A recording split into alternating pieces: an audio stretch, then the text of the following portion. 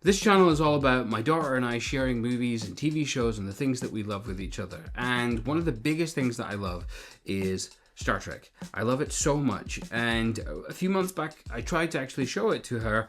We watched Space Seed and then we watched The Wrath of Khan. As you may know, those videos aren't on the channel. She wasn't having the best of days that day. And jumping into the weird sci-fi world of Star Trek perhaps wasn't the wisest of ideas.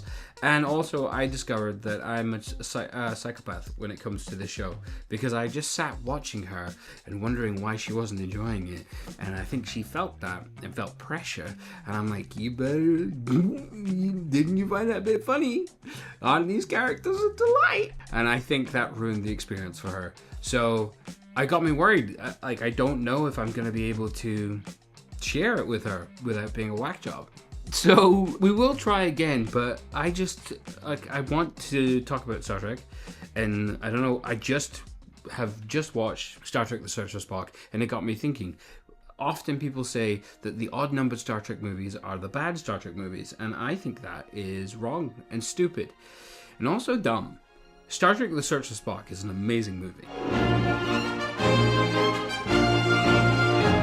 As the sequel to the incredibly successful Wrath of Khan, there was a lot riding on this film. Expectations were incredibly high. Fans were left reeling after the death of Spock. Of all the souls I have encountered, his was the most human in the previous one, but eagle-eyed viewers would have noticed the elements that would have gone into the setting this film up. I, however, was 1 year old, and I spent most of my time eating baby food and shitting myself, so I wasn't really aware of what was going on in the popular landscape of Star Trek at that particular time. I don't know when I first watched these films, but we had a next door neighbor who had a box set of the first 5 films, and we used to go across and borrow their box set all the time. I was about 10 years old, and I hated the first one, thought Wrath of Khan was pretty good, didn't enjoy this one. The fourth one I thought was the greatest thing ever, and I watched that a million billion times, and then I enjoyed some of the jokes in the fifth one. It was a 5-set box set.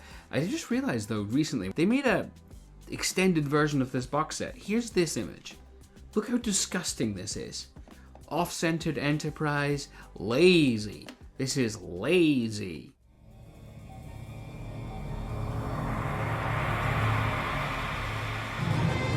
All that they've loved, all that they've fought for, all that they've stood for will now be put to the test. Star Trek III, The Search for Spock. The critical reception at the time was really not that good. Janet Maslin of the New York Times and Newsweek wrote she felt that the film felt weighed down by the increasing age of the actors and the overuse of typical television tropes. Shut up, Janet. Roger Ebert called the film good, but not great, which I think generally speaking that was the consensus from moviegoers at the time.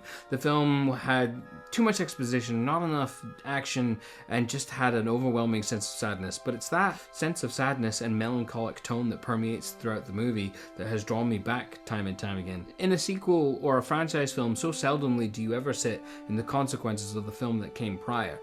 The only other example I can think of is Endgame, Marvel's Endgame, and you sit in the consequences of Infinity War for the first 45 minutes of that film, and it's really different and interesting, and I love it. One of my absolute favorite scenes in this movie is when the Enterprise heads back into space dock, and you can see everybody reacting to the battle-damaged, battle-scarred ship limping home after its battle with the Reliant from the previous film. There's just something different and unique, and something that really connects with me about that scene. That, I don't know, I guess as you get older you start to relate more with loss and things changing, and that scene I think brings that kind of sense really home to me. The casts are unbelievable in this film. Shatner has never been better. Klingon bastard, you've killed my son. You really feel the sense of loss that he is going through. DeForest Kelley as McCoy. What'll it be? Altair water. That's not your usual poison. To expect one to order poison on a bar is not logical. Got it. Really nails the I've got 2 brains in me, I'm going mad, and the whole crew have something to do. It's a shame that Michelle Nichols doesn't have more, but in terms of the narrative, it makes sense for them to have somebody that is there to beam them out and then subsequently travel to Vulcan ahead of them and set things up. Good evening, Commander. Is everything ready? Step into my parlor, gentlemen. That's Admiral Kirk, my God. Very good for you, Lieutenant. I could have done with more of her. She was so hot in this film. What, have you lost all your sense of reality? This isn't reality. This is fantasy. You wanted Adventure House this. Go on. I'll just get in the closet. I'm glad you're on our side. I'll see all of you at the rendezvous. Oh, and Admiral, all my hopes. Every time I go back to this film, I'm always surprised by how funny some of the scenes are, the most famous of which being the hijacking of the Enterprise and the sabotage of the Excelsior. My friends, I can't ask you to go any further. Dr. McCoy and I have to do this. The rest of you do not. Admiral, we're losing precious time. What course, please, Admiral? Mr. Scott? I'd be grateful, Admiral, if you'd give the word. Gentlemen, may the wind be at our backs. Sir, someone is stealing the Enterprise. Alert. Yellow alert. 1 minute to space doors. Are you just gonna walk through them? Calm yourself, Doctor. Excelsior powering up. The doors, Mr. Scott. Hi, sir. I'm working on it. Scotty, we'll need everything you have. Aye, sir. If you do this, you'll never sit in the captain's chair again. Warp speed. Stand by transwarp drive.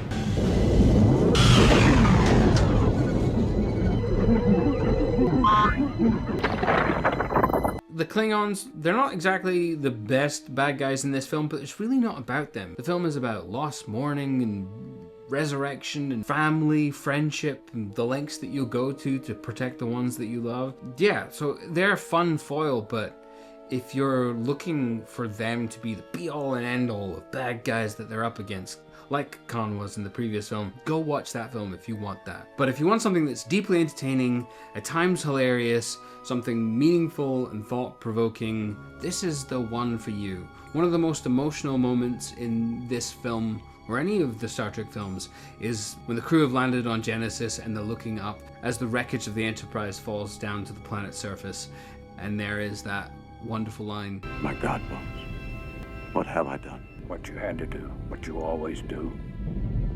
Turn death into a fighting chance to live. Oh God, this film's good. If it's one of the Star Trek films that you're like, oh, I don't really like that one, I highly recommend giving it another watch with an open mind and an open heart. Take the stick out your butt. On that note, I'm gonna eventually rewatch Star Trek with Maya. I'll take the stick out my butt, and you know, if she doesn't like it, she doesn't have to. She doesn't have to. You don't have to, man. Bye.